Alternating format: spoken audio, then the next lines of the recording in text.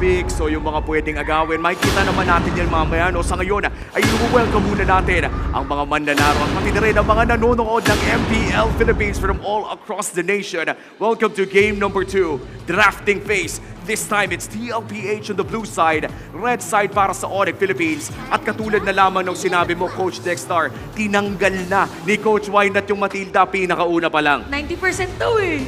Ayun kasi talaga yung kanina naging impacting sa game 1. And knowing Onyx PH, nung nakakalaban namin sila, kapag napapahirapan sila Matilda, talagang inaalis na nila sa equation yung Matilda. Oo, yung Matilda talaga yung nagbigay ng napakalupit na utility on the side of Onyx Philippines. Kaya naman grabe rin yung mga disengages. I think yung focus yung nabanggit mo din kanina, Coach Dexter, isa yun sa mga madalas na kinokombo sa Matilda.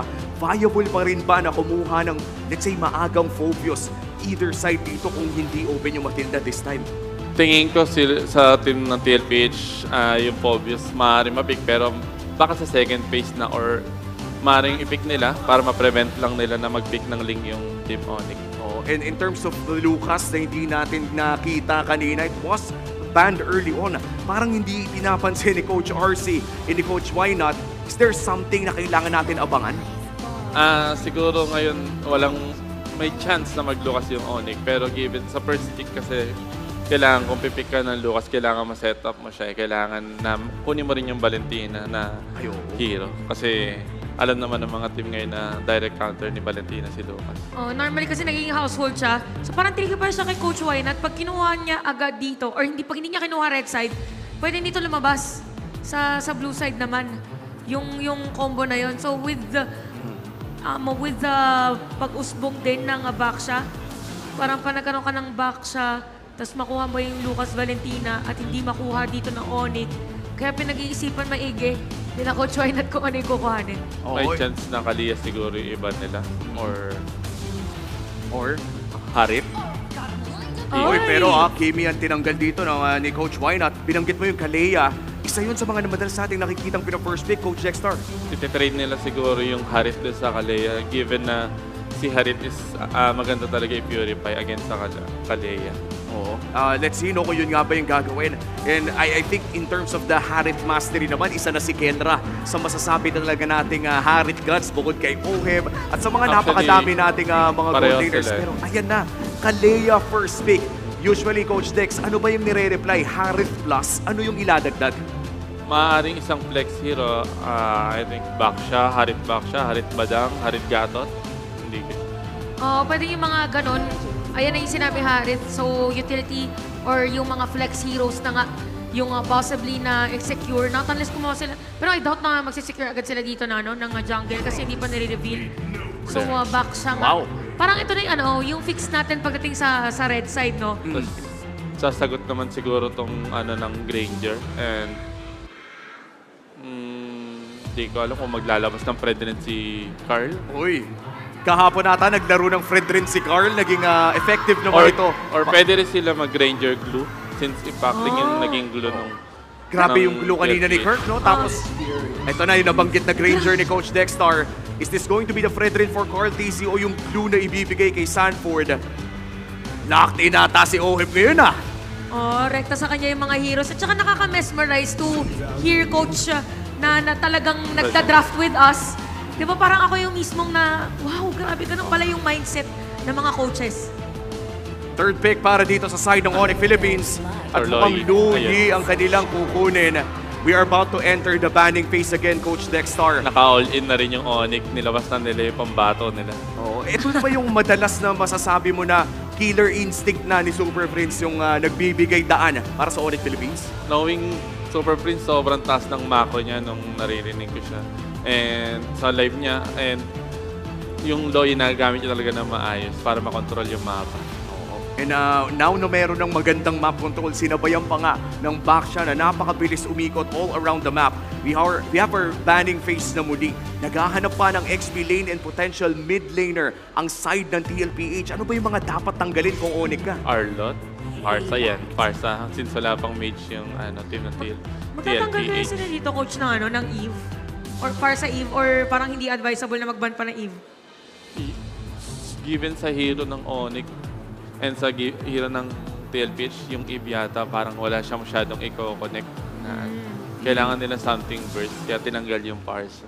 Uy, and nabanggit mo rin yung Arlot kanina, no? Nakita na rin natin during the regular season na ang Arlot at pati na rin yung Fredrin na yung parang OG combo dati during the tank meta ay nagbabalik ngayon dito sa ating playoffs. With this Hayabusa taken out on the side of TLPH. Balikan muna natin ang stats dito ni Carl TZ on the Fredrin. 67% win rate with a 17 KDA. Coach, parang ang taas naman ng KDA nito para sa tank jungle na humaharap. Ibig sabihin lang na talagang yung clash ng TLPH talagang around sa mga objectives kasi si Fred rin talaga sa objectives siya lumalaro. And I think during that time no nakita na rin natin yung mga I think it was Midnight na nagsabi na napakahirap daw labanan ng Fredrin sa Lord. Ano ba yung usually na pinangtatapat kapag may Fredrin sa Lord? Siguro yung mga something na kaya rin mag-poke sa Fredrin para hindi siya makapag-front talaga. Ayan, binan pa rin nila yung Eve. Oo, kasi ano dito, parang siguro ayaw lang nila na pang pabagal din just in case. Or yung latag niya, yung parang kortina, yung second skill. Oo, yung second skill kasi pang slow just in case para dito sa lineup nila.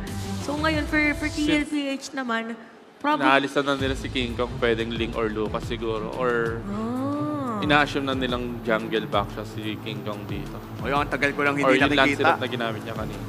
Uy, ang dami pa nga, parang sa out of the 4 heroes na nabanggit mo, Coach Dexter, ang daming kailangan pag-isipan ngayon. Pero mukhang Angela ang kanilang tinanggal. And I think we go back to that Baksha Angela strategy na uso ito during M5. And bakit nga ba nagbabalik yan ngayon dito sa ating playoffs? Eh, katulad nung M5 kasi si Baksha rin, bigla rin lumabas sa meta ngayon. Eh, magandang katandem kasi ni Baksha si Angela para ultra sustain talaga yung nangyayari sa clash. Tsaka sobrang magiging mabilis kasi mabilis na nga let alone yung back siya kasi nakagulong nga. Tapos may movement speed ka pa, may anti-heal pero may heal yung Angela. So ito, okay po. Phobias para sa Oy. kanila. So parang Ako, parang delikado mag-Arlot dito, no? flex pa nga to eh. Either flex pa rin yung Baksha. Siguro Chichi or magandang isagot. Para winning lane, no? Just in case. Chichi or Itit, siguro magandang isagot ng TLPH. Parang matagal ko nang hindi nakikita si Sanford nag-i-edit, ah. Oo, tsaka, pero for Sanford din, I think yesterday din yun, ginamit nila against Harit, pang zone ng Harit yung blue naman. So parang yun yung mga pwede din nilang kuhanin if ever. Novaria, Sicilian. Pang slow, no? Cecilion maganda against these two. Tapos meron naman silang fast pace, tapos taga-front. Tsaka ginawa din against them actually, yung Cecilion Granger. Novaria, Sicilian. Let's see if it's gonna be the Novario or the Sicilian. Veil. Last 2 picks para dito sa Team Liquid Philippines. At lumabas na nga yung blue na nabanggit nyo at pati na rin yung Novario, Coach. Ito na ba yung sagot para sa Luyi? And as you said, yung Ling din ni King Kong ay dumating. Ayun. Maraming salamat, Coach Dexter. Mukhang nakita na natin professional analysis on these 2 drafts. When we look at the early game, dahil napaka-importante ng early game ngayon, Coach Dex, sino ba yung ine-expect mo na makakalabang at bakit? Feeling ko sa mga first turtle clash na mangyayari ngayon, kukontrolin ng TLPH yung turtle while si King Kong magpa-farm muna siya, kukunin niya muna yung timing ng hero niya. Ganun yung mangyayari ngayon. Wow. Since malakas yung XP lane and yung hit ng So most TLPH. likely, Coach, may expect natin na medyo babagalan muna ni King Kong yung laro niya para makuha yung mga resources na kailangan niya in terms of objectives. Yung Fredrin na nabanggit din natin dito sa panel na napaka-potent around objectives ay maglalaro naman around those Force Turtles. Once again, it's TLPH kontra Onyx Philippines. Lamang na po ang TL ng isa pero best of 7 ito.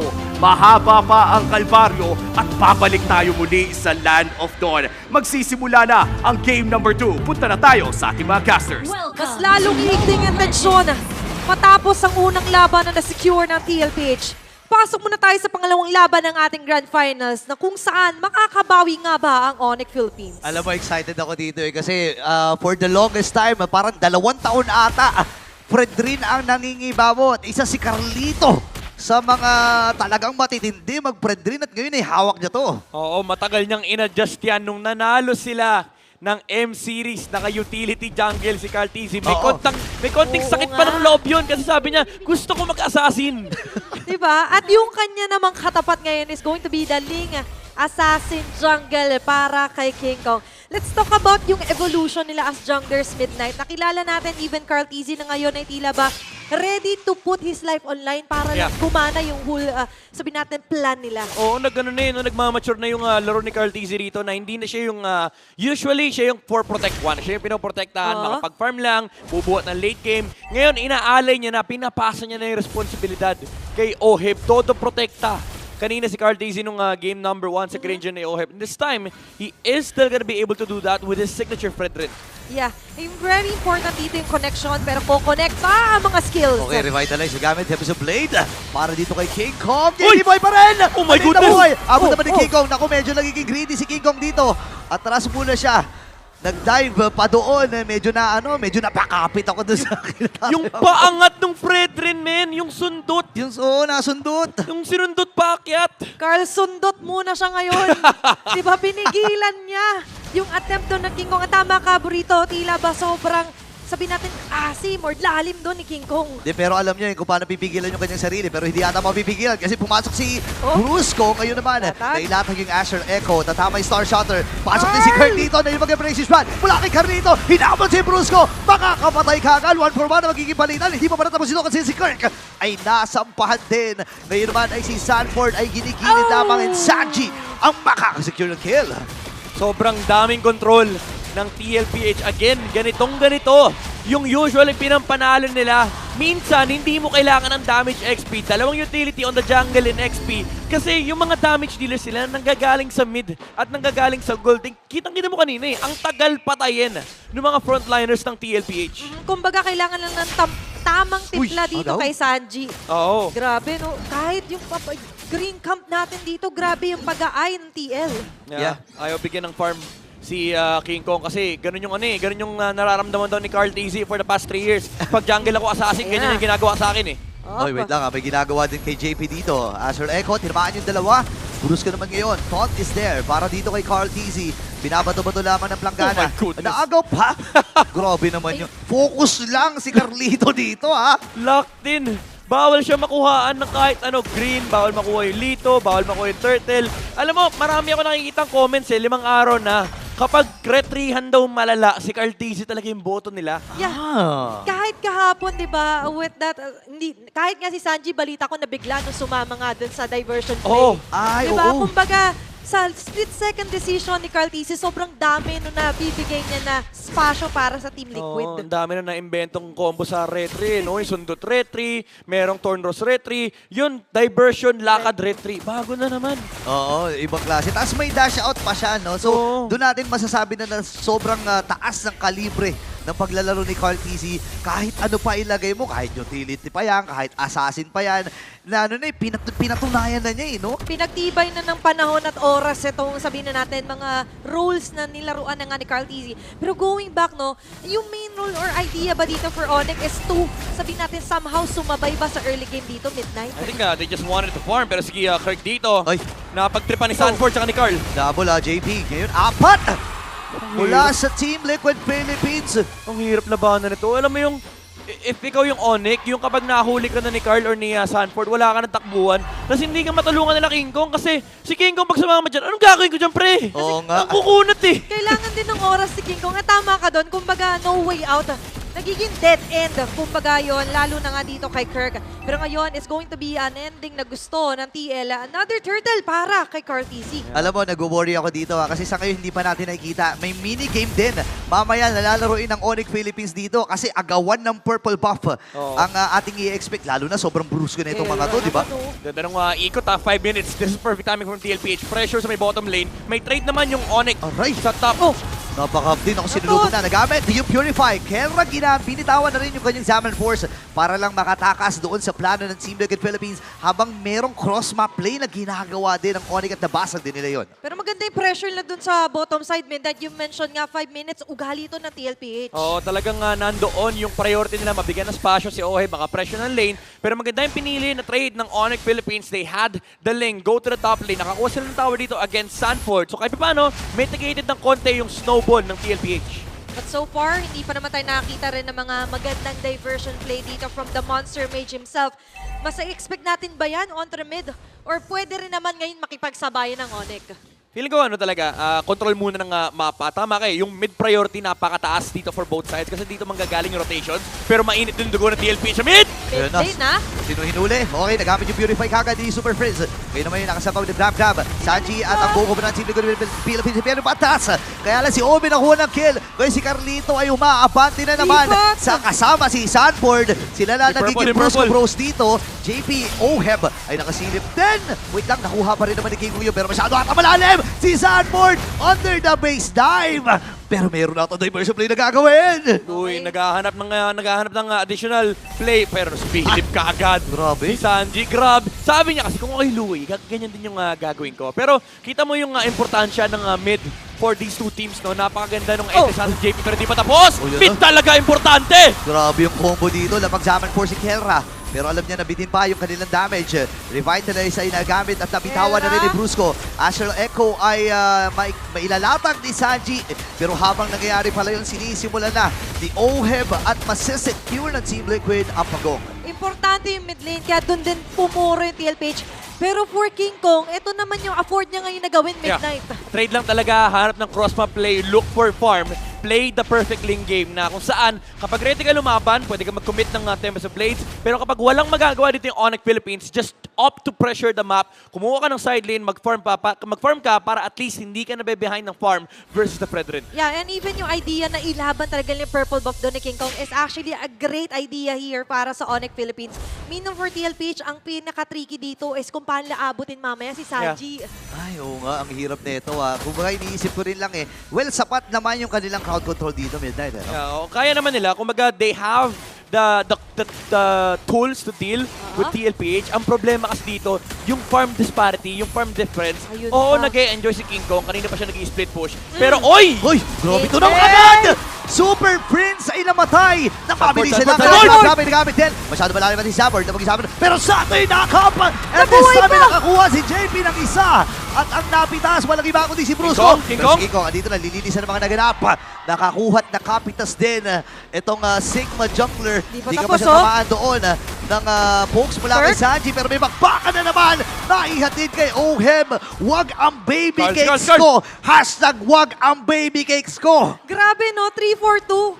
At sa hinaba-haba ng clash na buhay na si Prince. Oo, ang daming skirmishes na nabubuo dito. And even si King Kong, may sarili siyang laban. Pero again, no, do take note. Kanina pa nag-split po si King Kong. Nakangiti naman yung link kasi nakakuha siya ng farm. Pero ang pinakamalungkot dito, ang naiipit si Kelra. Look at the gold. Yung difference nilang dalawa, 2,000 gold. Yun Wow. lamang ni Oheb over Kelra. Even though nakakapag-participate naman si Kelra sa farm, hindi siya allowed mag-farm. Kasi yung mga minions na pupunta kay King Kong, samantala sa TLPH, Oh. si Cartesi, pinapakain niya sa baby cakes niya. Iba talaga pag naaalagaan na mabuti, nag-grow. Tama. Diba? Nakita natin yung grow dito ni Oheb. Pasensya na po.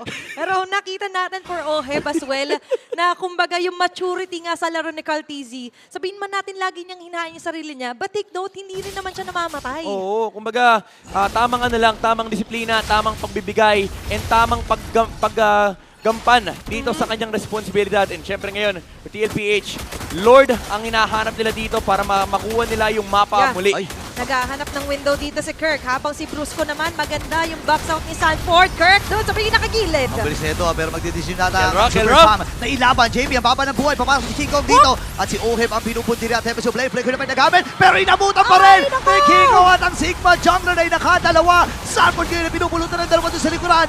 Ang Kong! tutumba. Ngayon mag-isa na lang si Sanji. At napakaganda no para sa Onyx. Magandang turn para sa Super Family, and nakita ni King Kong yung opportunity to jump on the back line. Naghiwalay. Yung Oo. Baby Cakes duo, hindi na protektahan ni Cartesi. Naging Yung kanilang LDR. Granger. Diba? And that's the idea, Miden. Sinabi mo nga kailangan paghiwalay nila yung duo na yon habang yung connection naman nila ni Oh, Kelra JP. na-activate! Wait lang Nakatras muna si King Kong pero matagumpay ang pagbasag ng Dore sa itaas. Ngayon yung mga sentry ay pinop na rin. Naghahabol ang Team Liquid Philippines. Okay. Buhay na rin lahat sila. And yung Lord ay nasa may bandang ibaba. Yeah, medyo na-tunnel vision doon yung TLPH. After taking down the Lord, Cartesi went in. Nakipagsuntukan siya kay Kirk. Ang problema si Kelra, pinuntahan yung kaliwang side, yung left flank ng TLPH, and then nakahanap ng backside entry yung Ling. Napaghiwalay nila, again, yung Baby Kicks duo, walang kaya promoprotekta kay Oheb at that point. And now, Onyx Philippines, they take the map back. Yeah, very fluid yung naging sabihin na natin formation doon na King Kong na Kelra. Sanabi nga natin, pinaghati nila yung puwersa nila, divide and conquering members of Team Liquid. Pero Midnight, the triple kill somehow doon, hindi lang basta napangiti si King Kong, mas lalo pa siyang napahalakhat. Oo, kasi ano to late game yung habol ng Onyx Philippines. As long as nag-scale yung hero ni Kelra at ni King Kong, they will always have the advantage pagdating sa team fight kasi yung damage output ay overwhelming para sa Brusco. Hapde ngayon. Aray! Diversion? Oh, Heaven Sandy connection, ladies and gentlemen. Pero sakto lang yung diversion para makatakas din ang Onyx Philippines sa planong rundown ng TL. Medyo malalim yung pwesto ni Brusco doon. Knowing na may nagde-defend sa may bottom lane kasi may Lord na pumasok, Brusco was caught off guard by TLPH. Fortunately for Onyx, may mga holy defense pa naman. So kahit paano, medyo mapapatagal pa yung game na to. And King Kong, again, play the perfect lane game. Look for the trades, look on the side lanes, pressure the map. And as long as hindi naman siya basta-basta naaabot or napapatay, Oy, gusto oy, niya oy, po- oy, oy, oy. nakikita naman siya ni Cartesi. Nakakakilig pala makita na magkasalubungan si Cartesi Oo. at saka si King Kong. Oh.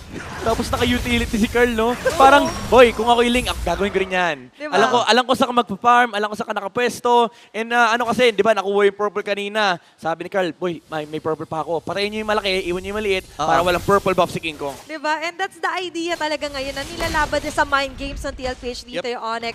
9-8 ang ating current kill score.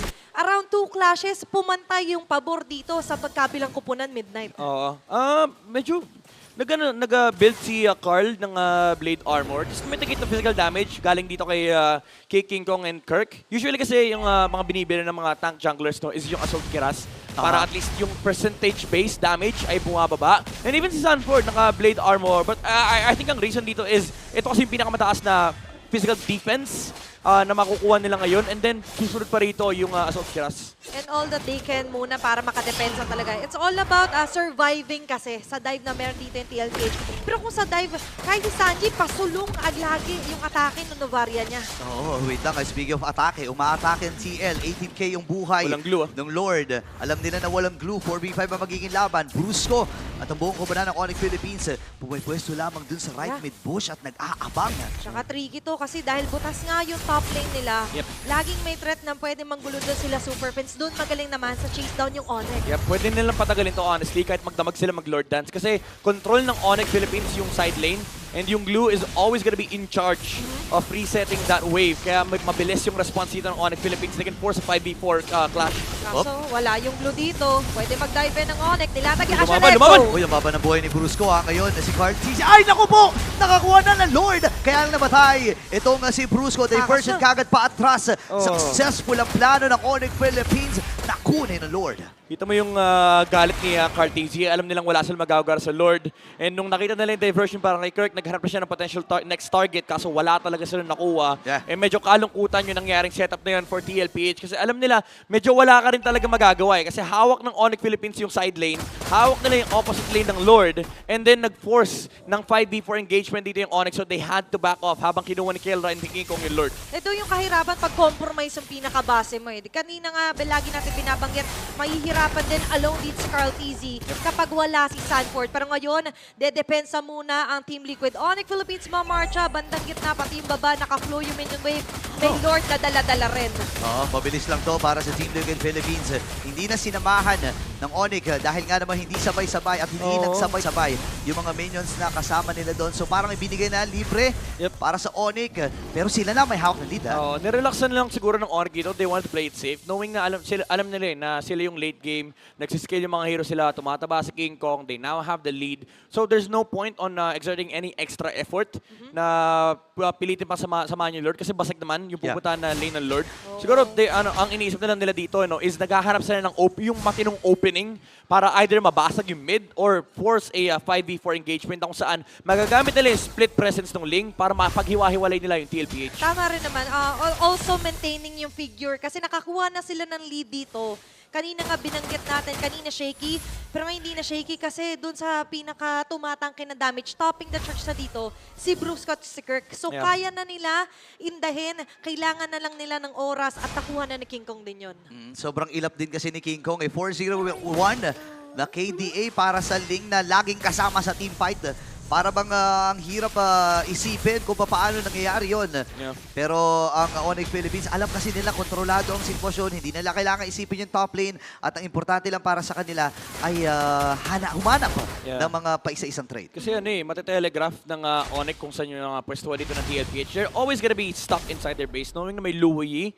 So yung diversion dito ni Super Fins, hindi pwedeng i-underestimate ng TLPH. So you can assume, no, kahit hindi mo kita yung info, if you're Onyx Philippines, alam mong nandito lang sila sa part ng mapa na yun and laging may maghahawak nung top side. Yan yung, kumbaga, domain na ni King Kong yan. Yung kalahating mapa sa left side, mapa ni King Kong yan. So if you're TLPH, yung solution dito is to find King Kong on the opposite lane pero hindi rin pinapakita ni King Kong yun. Actually, for the last 30 seconds, never nagpakita yung link. Kumbaga, yung Onyx, napo-forecast nila yung pwede maging position there for TLPH. Meanwhile, for TLPH, sobrang cloudy nung mapa sa kanila ngayon. Yes. Not only that, compromise din kasi yung setup nila dito. Imagine, naka-purify po si Super Friends and Kelra na by the way, hindi rin Ayan! abot! Ayun, no, hinuli si Sanford pero may mga nagamit na skills dito ang Onyx Philippines habang nag-spread lamang. Ito si Sanford. Oo, pero ganda nung heads up play ng Onyx na hindi yung Ling yung pinadala nila, 4 na members kasi alam nila pagtatangkaan ng TLPH yan eh. Uy, Oh, nakita. Binibers! Nakita, buburst hata Madali. nila dito. Si King Kong ay nakasilip din Aabot, ako. ah. Pong! Pero si Carlito nakakuha! Ibibigay na ng Team Liquid Philippines yung kanilang jungler. Pero kuha nila yung Lord. Pero namatay din si Carl TC. So if you're Onyx, pwede ka mag-relax lang. Pwede mo sabihin na, okay, sige, fine, ganda ng call. Yeah. Napatay ng TLPH yung Lord pero di rin kasi nila magagamit. Oo nga eh. Pagkibot balikat na lang muna kasi 'di ba nakita natin yung idea, rush yung Lord. Prefer Onyx as you mentioned, okay lang. Nadapa man, bangon lang ulit. The Lord will be marching on to the mid lane. Pero Burrito for Onyx, hindi nila problema yung pagtunaw dito. Yun nga eh, mabilis lang para sa kanila. Nabanggit ni Midnight kanina, yung taas ng damage ni King Kong, yung taas ng power dito ni Kelra. At doon kailangan tumingin ang Team Liquid Philippines. Ngayon si Kirk, dumamba na nga kagad. Infernal Pursuit ay nagamit.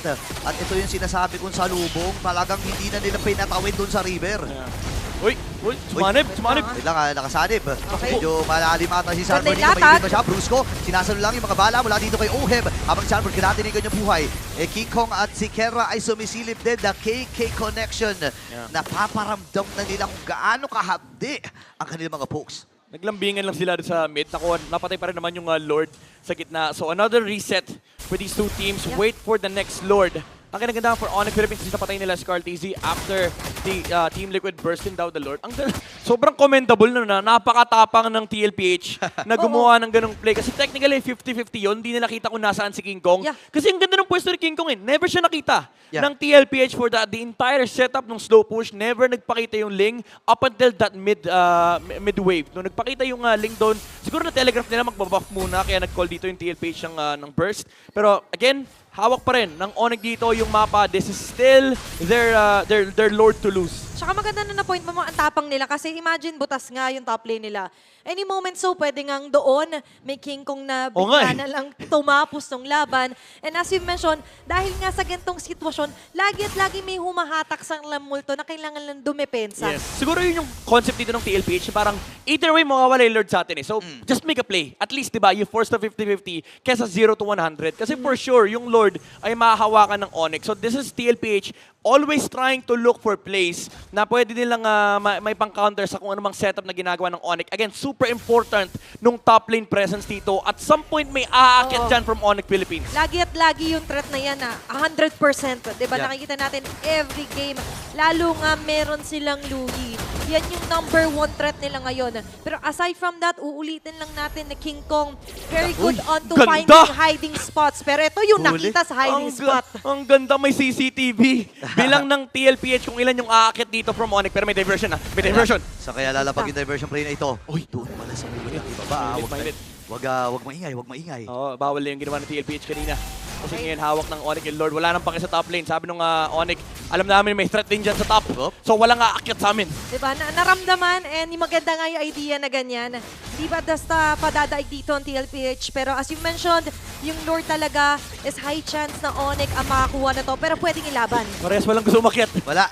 Kasi alam nila pinagpaplanuhan sila pare-parehas. Ayaw magpakita dito ng parehas na kung sino man ang talaga doon. Pero kasi ang mahirap, may diversion ng Onyx eh. Pwedeng Oo. linlangin nila doon sa gagawin ng Onyx, di ba? Pilipinas, welcome to the Lord minigame. Ito na naman tayo. Almost 21-minute game time dito, Midnight and Burrito. Grabe, But oh. still, tingnan mo yung tagong ganito ng Onyx. Oo. Deja vu to sa ating lahat eh. Kapal na ng ang kapal na ng stocks ni Ohai ba? 900 na. So kaya Halos pala 1,000. Oo, kaya pala ang dali i-burst nung Lord na for TLPH. Pero tama ka Atine, yung wala talagang gustong gumawa ng play. Wala. Kasi delikado yung top lane, dead lane yan. Pero ito, Onyx Philippines replicating what TLPH did. Kita. Sinubukan nila yung burst. Pero ito yung problema kasi, yung vision na binibigay ni Sanji.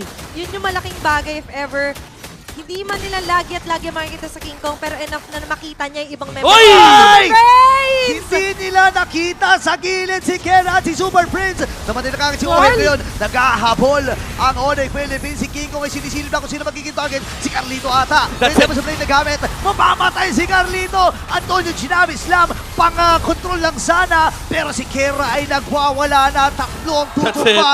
Make it 4. At kumpleto pa ang Super Fab. Nasa loob pa ang Onyx Philippines sa base ng TLPH si Sanji. Oh, no. Kinakat niya yung wave sa top kaso may paparating sa mid. Oh my gosh, hindi na ata siya makakatakas dito. Nagamit yung Winter Crown, pop yung immortality, lahat na pinagbibenta, lahat na pinagbibili. Pero ang Onyx Philippines, diretso lang ang kanilang misyon, kundi tapusin ang game number 2 at kunin ito. Securing their game win! Onyx Philippines! All-1 na ang ating score! Binato yung vision nung Novaria, nawala yung CCTV and hindi nasilip yung play mula kay Super Friends. Grabe, hindi nila namalayan. Tumba si Oheb at nag-collapse. Ito ba yung inaalagaan nyo? Nahuli ng Onyx Philippines. And with that game number 2, sasamahan tayo ng ating panel para himayin ang mga nangyari doon. Nagbabalik tayo dito sa panel. Umi pa rin kasama dito. Walang iba si Ate Mo Chantel. At 1-1 na po ang ating Grand Finals with Onyx Philippines striking back in another 20-minute game. Grabe yung naging hold. Ayan, grabe naging hold nung natin, nung masay ng Onyx Philippines kasi sumakto dun sa sinabi ni Dexter kanina na majority of the early game ay talagang hindi papalag, pero ang ating MVP for that game is gonna be Kelra sa kanyang Harith play with almost, hindi pala almost, wala pala talaga siyang deaths during that game. 406 KDA, you have kill participation of 77%, and look at the damage dealt per taken every death. So napakaliit lang, so ibig sabihin ito, halos hindi talaga siya natatry na ma-burst. Probably because na rin dito yung innate na kayang gawin or skill set ng mga heroes din ng side ng Team Liquid Philippines is hindi talaga meant pang burst. And even na damage to tower ay napakataas, 16,000, and that's expected for a long game. Grabe naman kasi talaga yung ginawa dito ni Kelra, no? Naging even ang ating laro. If I'm being honest, itong laro ng Onyx Philippines na to ay medyo nahirapan na naman sila in the early game. Katulad na lamang nung sinabi ni Coach Dexter kanina during the draft, nakalamang ang Team Liquid Philippines in the early parts of the game, securing 2 turtles and early kills as well. Ito yung kalamangan ng Fredrin composition na meron ng Team Liquid Philippines. But for Onyx, nakasabay sila eh. Dumating sa punto na, I think it was you who told me, Chantel, na pumunta na sa yung King Kong na marami ng farm. Nakakuha na siya ng kills, nakakuha na ng mga dagdag pang espasyo, pero hindi mangyayari yan kung hindi minicro ni Kelra ang karamihan ng ating mga team fights. Kita naman sa ating MVP highlights kung gaano kalupit ang mga Zaman Force niya, gaano katagal nabuhay itong Harith na to while dealing damage. There are moments na tila nag-God mode si Sanford dito sa pagzo-zone out ng mga miyembro ng Onyx Philippines, pero hindi masyado nakawakan si Kelra entering this 9-minute mark, this 10-minute mark na lumagpas na nga, at dito na nila nakuha yung kauna-unahan nilang actual gold lead. Tsaka nung time na yun pa yung naka-triple kill din na si King Kong na nakita nga natin dito sa ating highlights. And nagkara for Onyx kasi dito, yung pinaka-winning condition nila. Yun yung nagawa nila. Sinabi din ni yung addition pala dun sa sinabi ni Coach Dexter, majority of the objectives hindi talaga ipapalagan ng side ng Onyx. Ganun yung ginawa nila. Tapos hindi naman na-disrupt si King Kong pagdating dun sa kanyang farming. There was a time, I think, around 12 minutes nung game na lead pa nga siya in terms of gold. Tapos nakompleto niya na yung item. 9:40. Ayan na, 9 minutes and 40 seconds. Kompleto na niya yung Berserker's Fury, Haas Claws, and even Malefic Roar. Probably makita natin yan later on. But all in all, for a TLPH dito, meant kasi na parang slow start yung pinaka slow start, yes, pero sa team fight. Oo. Slow start sa team fight, tapos parang pipilitin lang nila dito na parang sakupin yung position ng kalaban nila. For Onyx kasi meron kang disruptive na force with the King Kong's hero, specifically yung kanyang Tempest of Blades. Oo. And even yung mga dito, vacuum na Super Friends. And kung titignan natin, again, this was a very long game. 22 minutes po ang ating naging game number 2. And if I'm being honest, Chantel, hindi gaano kataas ang ating kill score. For a 22-minute game to have 23 kills, parang kada minuto pa isa-isa lang. O kung umabot man mga iilang minuto na walang kills, yung susunod na team fight natin ay padalawa-dalawa lang. And this is expected na napakataas po ng disiplina ng ating dalawang grand finalists for this season 15. I think something to take note here is umabot na nga sa punto na kahit lamang sa Lord at Turtles ang side ng Team Liquid Philippines, the sheer fact na nakakuha ang Onyx Philippines ng winning team fights na nakabutas ng Inhibitor Turtles sa taas at nakakuha din ng mga magagandang pick-offs from all around the map. I think notably yung kay Oheb doon sa pinakababa with a spectacular diversion play na nagmula dito kay Super Friends. Doon natin masasabi na kahit ang ganda ng disiplina ng Team Liquid Philippines sa pag-secure ng kanilang mga objective, nahanapan pa rin ng Onyx Philippines ng paraan na kumuha ng trade via heroes or map control. At saka yung sinasabi ni Omi is, yung naging trading dito is as long as merong hero or isang player na kaya lang na makapag-farm, from time to time magiging madali for him. At sumakto din na siya yung ating BPI rich guy, King Kong, at 817 gold per minute. And again, this is high for a 20-minute game considering that it was TLPH on the lead sa ating early game. So it's a matter of, again, for Onyx knowing kung ano yung pinaka-strength ng hero composition nila. Kasi if ever na pinilit na mag-team fight early parts of the game, hindi magiging ganto yung farming for King Kong. Jungle Crypts, 6,000 gold. Even dito yung pagkuha sa minions kasi there was a point in our game na si King Kong talaga ay layong-layo doon sa mga team fight. Tapos sinasama na si Kelra. So for Kelra sa side naman dito, madali lang for him kasi may constant damage naman with the Summon Force. Tsaka if ever naman is meron silang kasama. At hindi rin naman hindi nakapalag ang Onyx Philippines sa mga Lord take natin dahil umabot din sa punto during the mid-game around the 14-minute mark na nakakuha ng magandang retribution si King Kong para patagalin yung larong ito. Ngayon, anahimayin na natin ang mga moments ay pupunta naman tayo sa ating mga items. Okay, so gaya ng binanggit natin guys, there was a huge difference para sa naging trajectory na ating laban in this game number 2. As you could see, very magkalapit lang naman yung pinaka naging almost gold early parts of the game. Pero kung mapapansin nyo, around 9 minutes, 10 minutes, and even 11 minutes, the lead of TLPH during the 7-minute mark and 8-minute mark is nasara. Kasi yun yung around 9 minutes and 40 seconds kasi that was the team fight wherein nandoon tayo sa may Lord Pit. So during that Lord Dance kasi, just so happened that for TLPH, nagamit na nila lahat ng mga skills nila. For Onyx Philippines naman medyo na hold nila yung team fight. And at the same time, nagkaroon na ng King Kong in the middle of the battle. Tapos nagkaroon na nga siya dito ng triple kill. Tapos sila yung dumiretso nakuha doon ng objective. So, I mean, nakuha pala ng TLPH objective pero naka-triple kill si King Kong kaya nakasara dito. Ayan, nakuha nila yung nakuha nila yung Lord. Tapos nasara nila because of the triple kill. Tapos sila yung nanalo sa team fight. Medyo